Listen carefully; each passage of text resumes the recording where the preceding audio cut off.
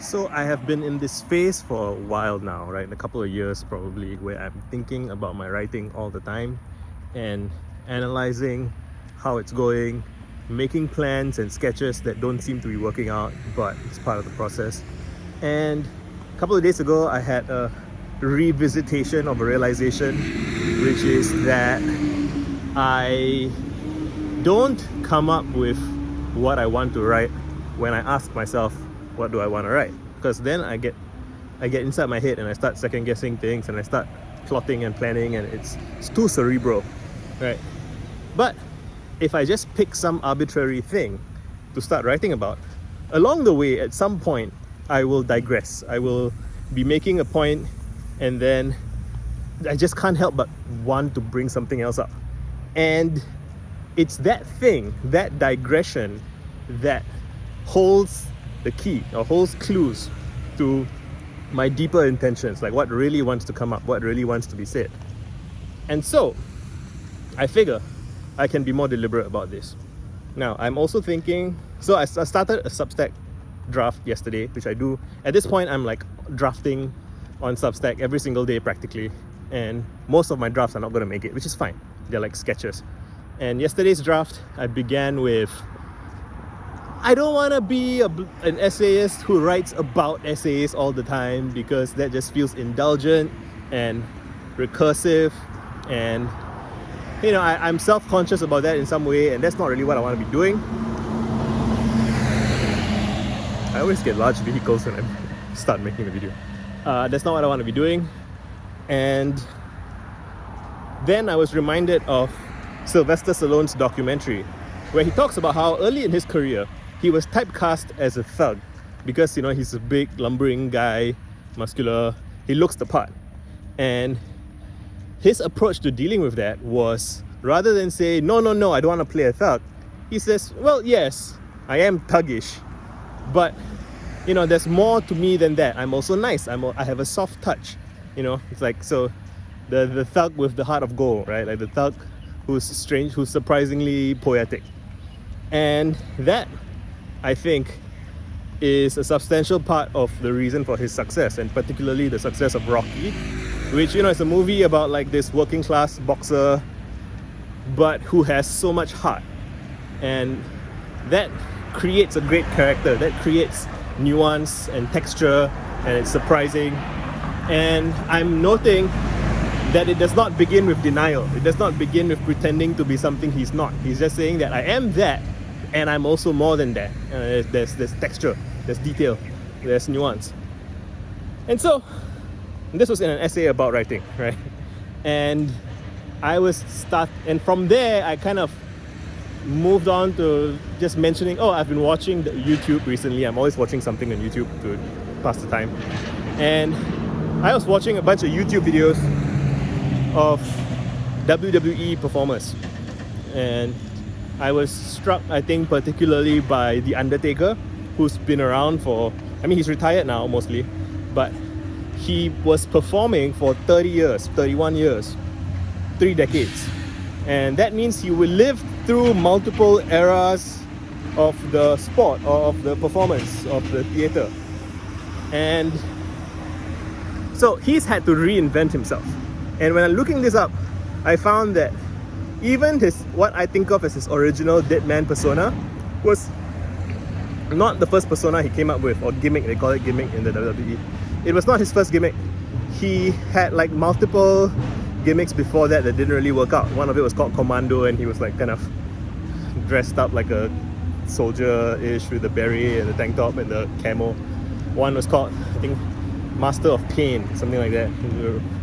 And one was called something Punisher.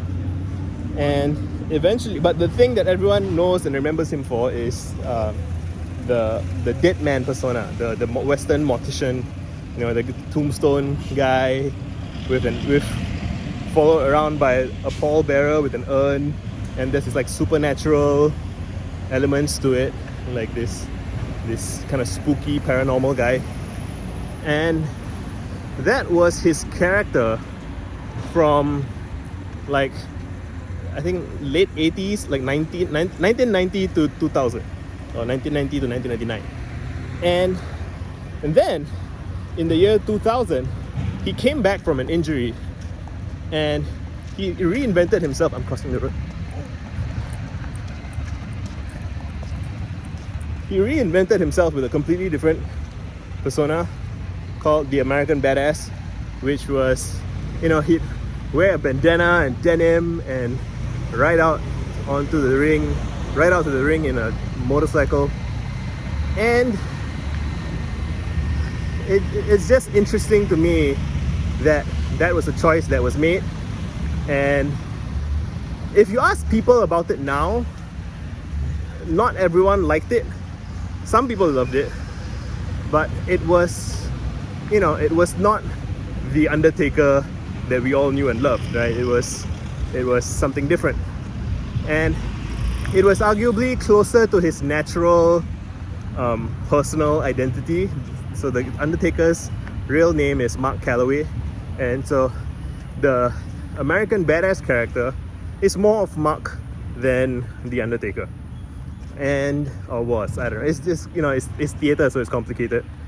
But and I've been wanting to write and evaluate and understand that, like, to some degree, the character that he was playing throughout the 90s, if he had stuck with it the whole time, people might have said it had gotten like outdated, or it had gotten stale or cliche, right? He began the Undertaker role during a time where all the other wrestlers were caricatures, I would say.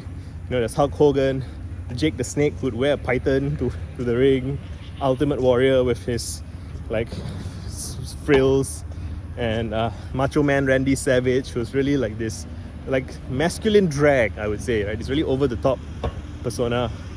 And all these other guys, Lex Luger with his like star-spangled all-American stars and stripes, and Doink the Clown, who was a literal clown.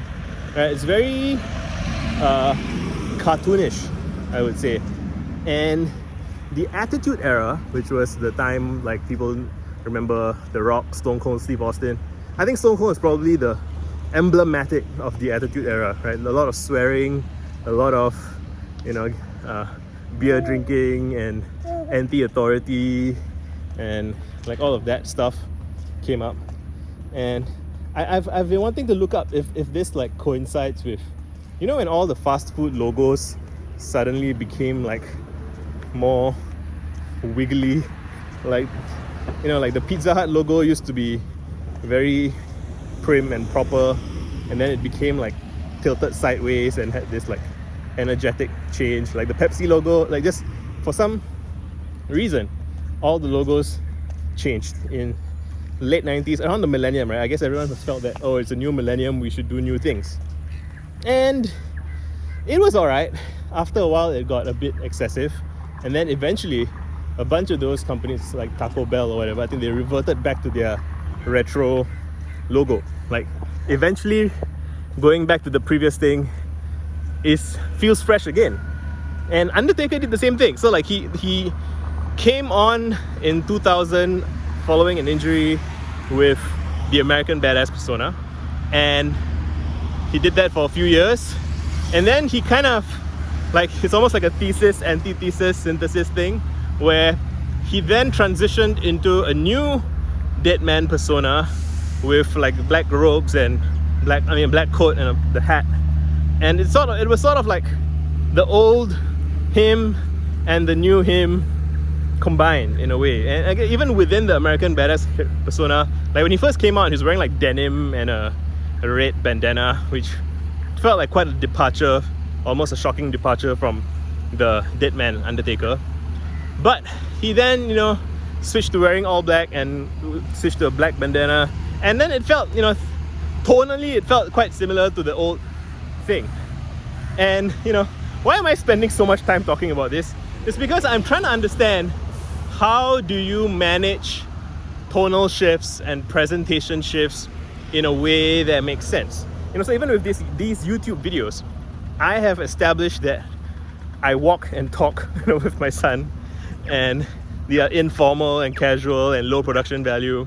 And I have been ideating, something like, what would a high production value version of my work be? Should it be a different channel entirely? Should I put on a persona that isn't my first name, last name, real name, right? Like, so my name is Visagan Veerasamy, if you didn't know, and all my friends call me Visa, and Veerasamy is technically my dad's last name, but like, it's just as much a part of my name.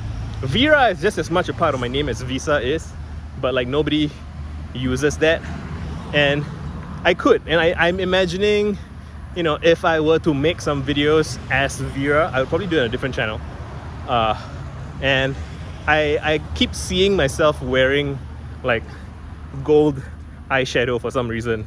Like it's just as a persona, right? Like, and I draw inspiration from like ContraPoints and how she puts on personas to get across points from a perspective that's not necessarily what you associate with her day-to-day human persona, right? And I'm thinking now about Dave Chappelle saying that the guy on stage is in some ways realer than the real him, because on stage he gets to say what he really thinks, or he doesn't need to be polite, he doesn't need to like do polite lies and kind of get along with people.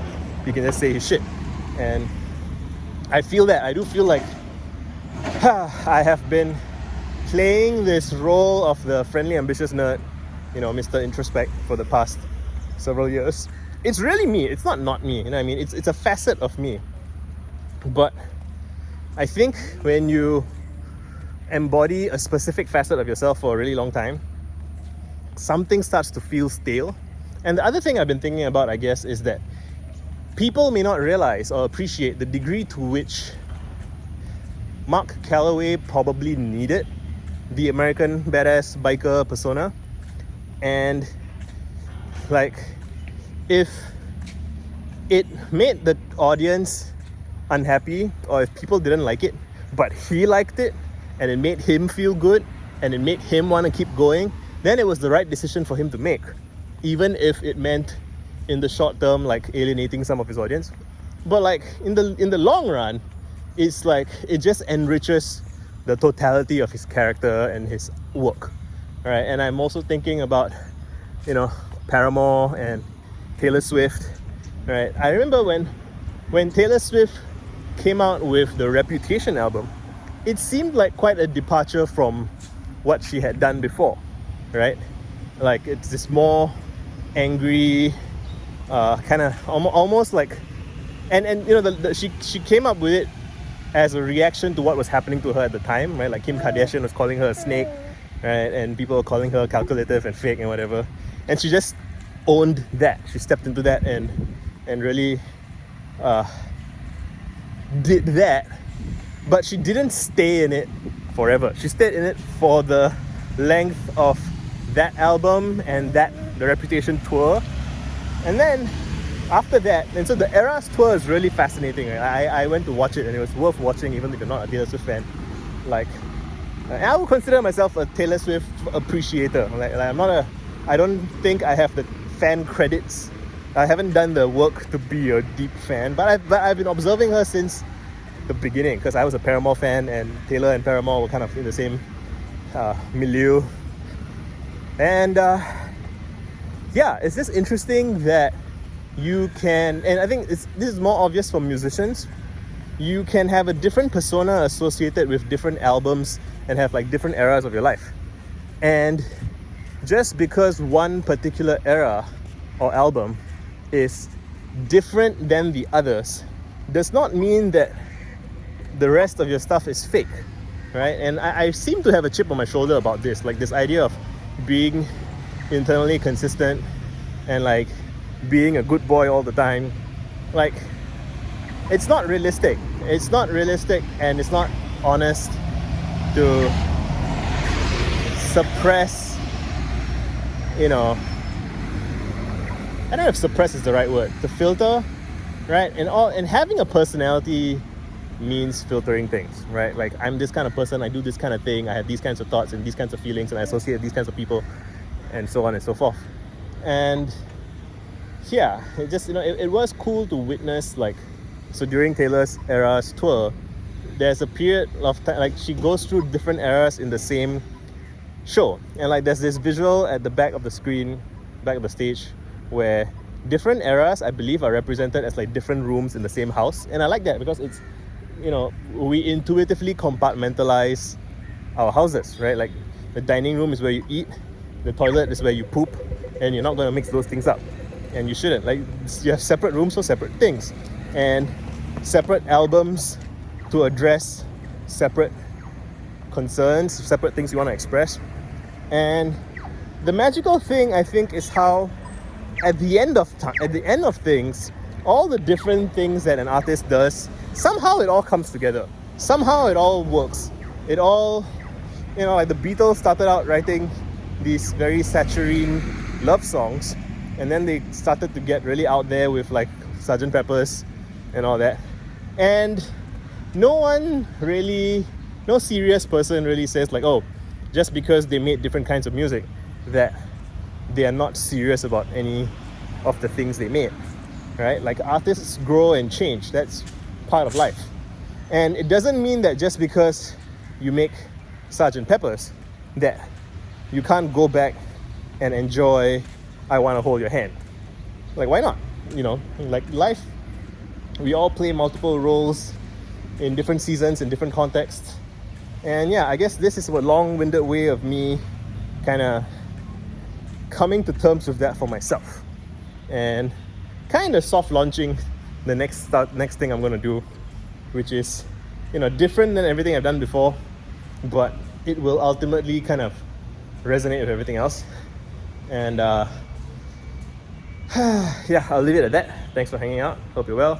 Done.